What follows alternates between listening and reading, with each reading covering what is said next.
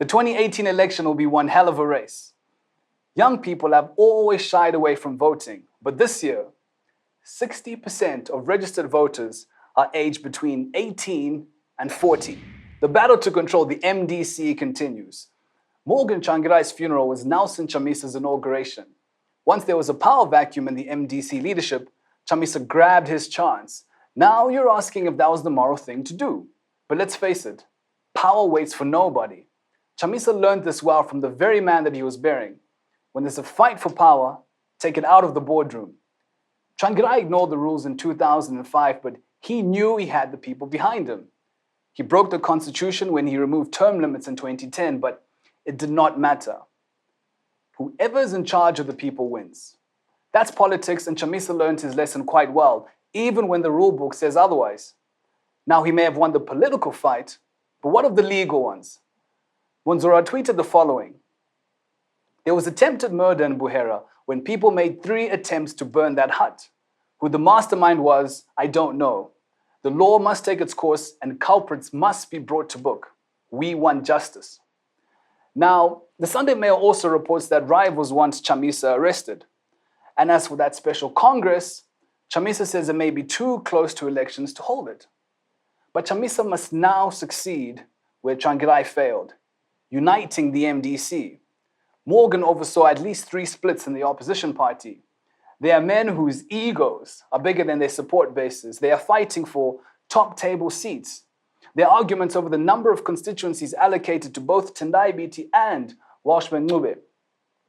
In all of this, Chamisa needs to start showing outsiders that, should he win, the MDC can form a stable government, and that's a tough call to make right now. The 2018 election will be one hell of a race. Young people have always shied away from voting, but this year, 60% of registered voters are aged between 18 and 40.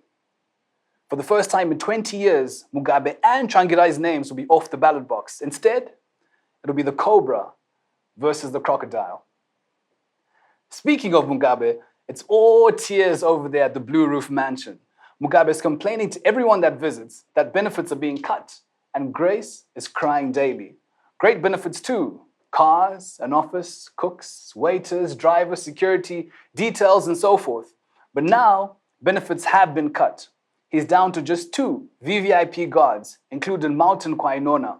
Remember this big guy who was captured looking like he was slapping the former president? See, the whole idea of an ex-president's benefits is that while he's no longer president, he must continue to live like one. But Mugabe just doesn't want presidential perks, no. He wants to be president. We're still told he dresses daily in his suits, and you get the impression that he's sitting there waiting to get a call so that he can one day be called back to State House.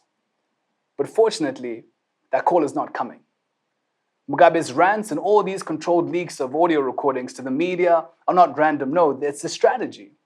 He's sending a message to his ZANU-PF supporters. I'm here, I'm your true leader, not ED, he's saying.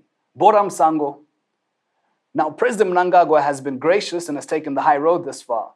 But with Jonathan Moyo barking on the outside and Mugabe barking on the inside, it'll be interesting to see how he and ZANU-PF deal with this irritable itch. As for the ordinary Zimbabweans, well, they're so sad to hear Grace is having wiping tears with a Gucci-faced towel, weeping all night in her Egyptian cotton bedsheets. How very sad.